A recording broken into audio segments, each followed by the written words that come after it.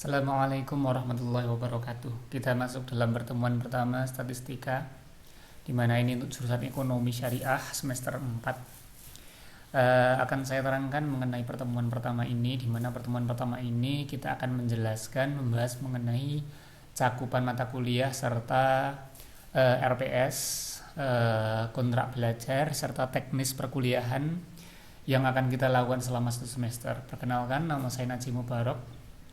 Saya adalah lulusan dari S1 Matematika, S2 Matematika, di mana untuk semester ini saya diberikan mandat amanah untuk untuk memfasilitasi sekaligus belajar bersama tentang statistika untuk mahasiswa ekonomi syariah semester 4. Yang pertama, untuk sebelum kita masuk ke RPS-nya, perlu kita pahami dulu definisinya, bahwasannya statistik sama statistika itu beda. Jadi yang kita pelajari itu bukan statistik, tapi statistika. Kenapa? Karena kalau kita berbicara statistik, statistika itu merupakan nama lain dari data. Sedangkan statistika itu adalah ilmunya. Jadi statistik itu adalah data, statistika itu adalah ilmu tentang data.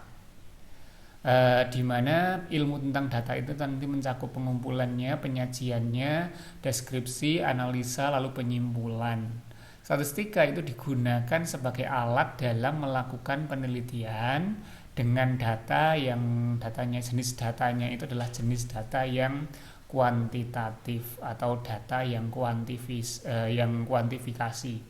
Datanya itu berbentuk angka. Jadi mudahnya, kalau mahasiswa akademisi belajar statistika, harapan utamanya adalah setelah belajar itu mampu menggunakan statistika sebagai alat untuk melakukan penelitian kuantitatif. Oke, itu mengenai statistika, dan di sini sebetulnya juga sudah diterangkan bahwasannya statistika itu mencakup pengumpulan, penyajian, deskripsi, sama analisa serta penyimpulannya.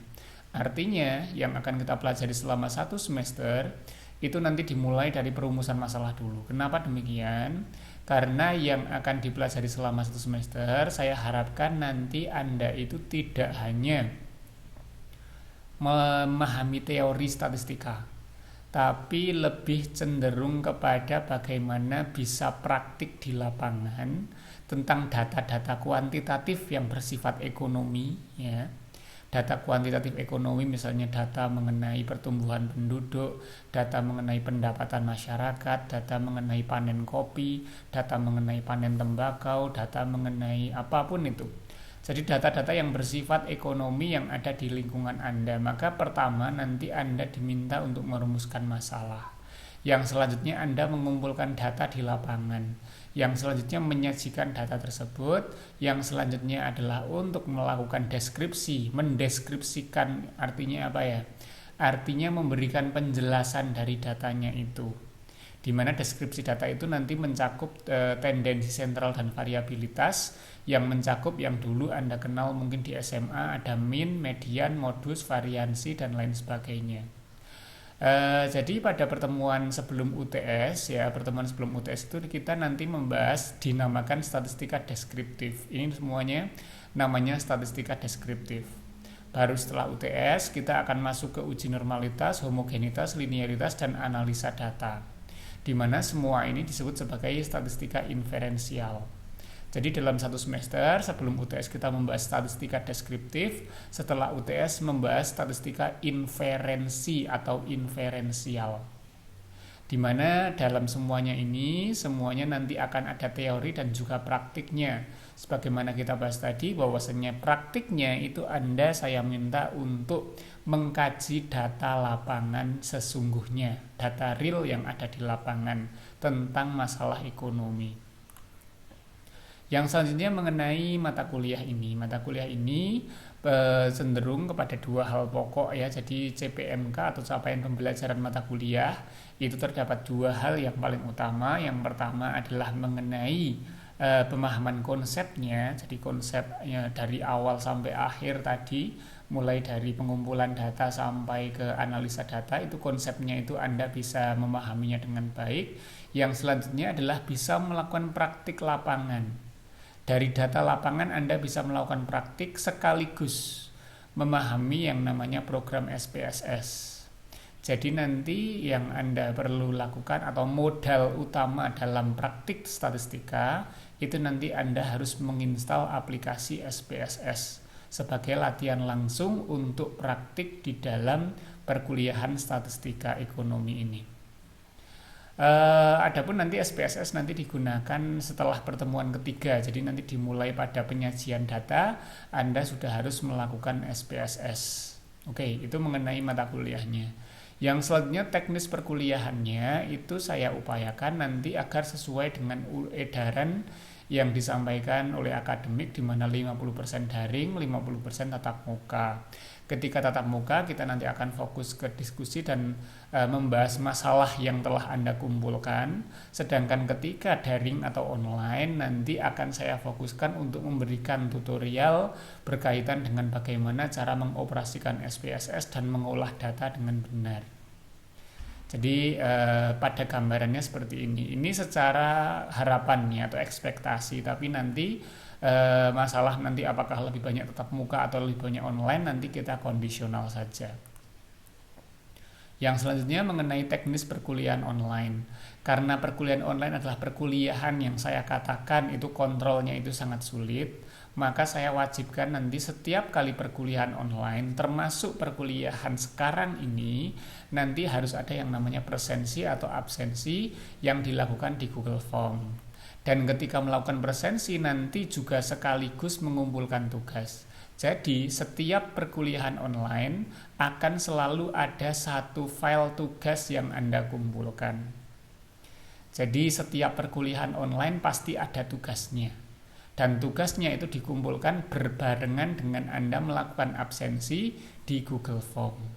Mudahnya, presensi itu sekaligus sebagai tugasnya. Tugas itu sekaligus sebagai presensinya dalam satu Google Form yang sama, yang dimana Google Form ini nanti akan selalu sama selama 1 semester ketika melakukan perkuliahan online. Lalu yang selanjutnya untuk pengumpulan absensi sama tugasnya yang dilakukan di Google Form tadi itu maksimalnya adalah pukul 18 ya. Pukul 18.00 atau jam 6 sore. Kenapa demikian? Karena ini sesuai dengan peraturan di siakatnya bahwasannya kalau perkuliahannya hari ini maka absensinya pun direkap hari ini. Maka dari itu jam 6 sore ini untuk memberikan batasan bahwasannya nanti saya masih punya waktu setelah jam 6 untuk menginput data siapa aja yang sudah hadir, siapa saja yang sudah mengumpulkan tugas. Kalau misalnya perkuliahan hari Rabu, Anda absensi, presensi sama ngumpulin tugasnya hari Kamis, maka mohon maaf presensinya tidak bisa direkap. Jadi presensinya Anda tidak dikatakan sebagai hadir. Maka dari itu kalau perkuliahan hari ini maka diharapkan tugas sama presensinya pun hari ini maksimal jam 6 sore. Kalau tugasnya bagaimana? Kalau tugasnya mungkin masih bisa saya pertimbangkan. Tapi kalau absensinya karena ini sesuai dengan aturan siakat juga, di mana kalau perkuliahan hari ini maka rekap hari ini, maka pasti presensinya nggak akan termuat. Artinya itu sudah mengulangi nilai presensi Anda. Tapi kalau untuk tugasnya masih bisa saya toleransi, walaupun tugasnya pun pasti nanti akan ada pengurangan nilai kalau mengumpulkannya terlambat dari hari ini. Jadi misalnya hari ini kuliahnya Anda mengumpulkan besok atau besoknya lagi, tentu saja itu nanti akan ada pengurangan nilai terkait tugasnya. Kalau presensi jelas tidak akan terekap. Maka dari itu saran saya, kalau kuliah hari ini maka selesaikanlah hari ini. Kuliah hari ini, pelajari hari ini, kerjakan tugasnya hari ini. Di mana tugasnya semua insya Allah dan semuanya dalam MS Word. Semuanya dalam MS Word atau Office ya. Boleh jadi nanti akan pakai Excel juga, tapi kemungkinan nanti MS Word semuanya 95% semuanya pakai MS Word. Pakai MS Word ini nanti tugasnya itu diupload di Google Form barengan dengan presensi atau absensi. Oke, itu mengenai teknis perkuliahan kita. Lalu selanjutnya bagaimana dengan RPS-nya?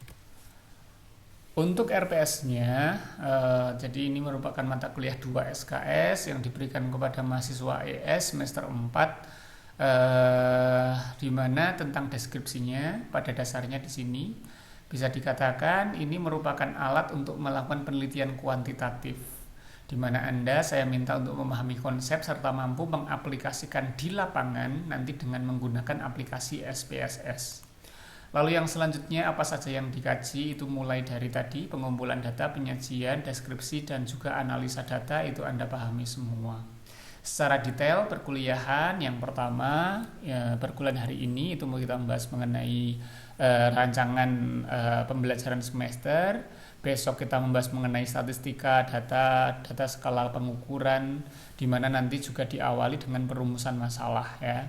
Lalu yang selanjutnya nanti kita membahas mengenai distribusi frekuensi dan grafik, yang tidak lain ini adalah penyajian data. Penyajian data ini juga masih penyajian data.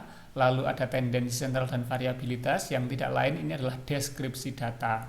Setelah membahas deskripsi data baru nanti UTS. Setelah UTS nanti kita lakukan yang namanya analisa data, di mana analisa data itu nanti ada uji korelasi dan juga uji komparasi, di mana nanti juga akan ditambahi dengan uji normalitas dan juga uji linearitas homogenitas, dan semuanya nanti menggunakan program SPSS.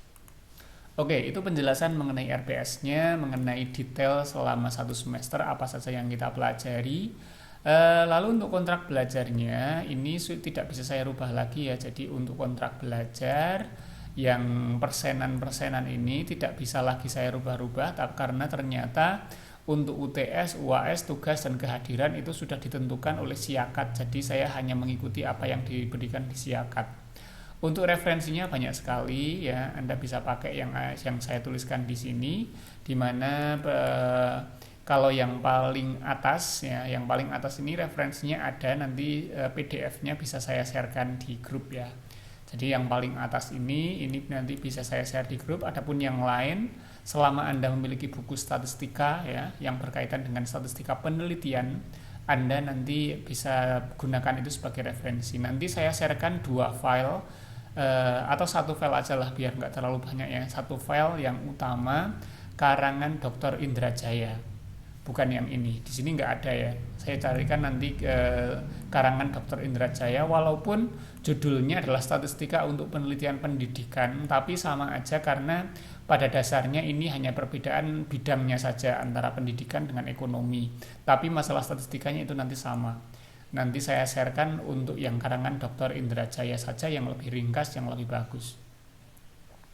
Oke, itu mengenai mengenai RPS. Untuk RTP atau rancangan tugasnya di sini tidak saya cantumkan, belum saya cantumkan karena memang kita nanti baru bisa tahu tugas apa yang akan kita lakukan itu adalah setelah selesai. Jadi nanti tugas Anda sebagai produk dari mata kuliah ini di akhir semester saya katakan sebagai tugas UAS Anda. Tugas UAS, tugas akhir semester adalah dari kuliah statistika ini Anda nanti bisa membuat suatu artikel ilmiah. Artikel ilmiah yang bisa dipublikasikan di jurnal online, di mana artikel ilmiah tersebut itu nanti menggunakan statistika yang kita pelajari selama 1 semester.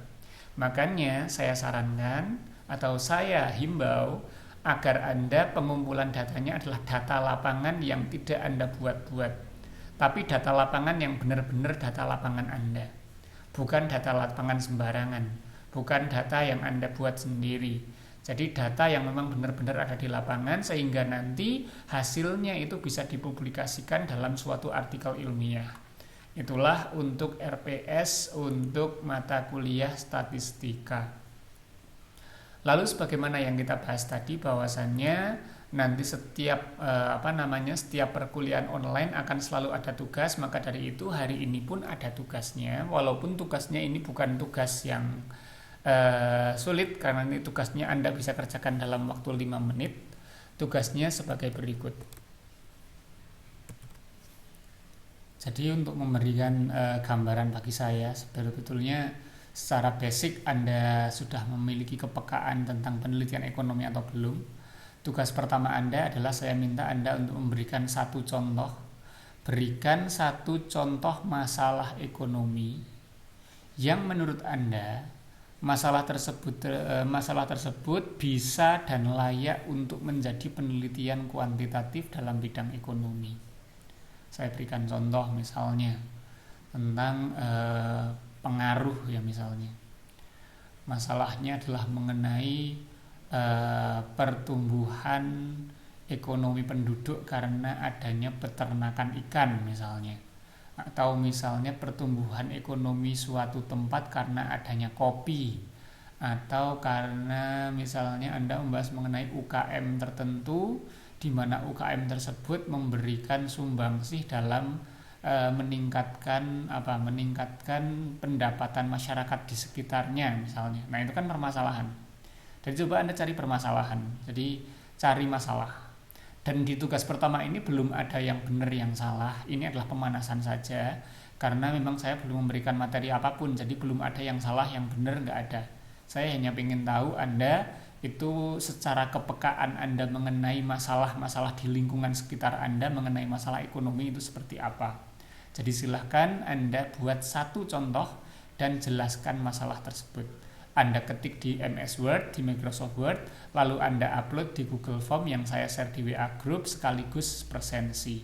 Ya, saya kira itu. Jangan lupa maksimal jam 6 sore. Kurang lebihnya mohon maaf. Assalamualaikum warahmatullahi wabarakatuh.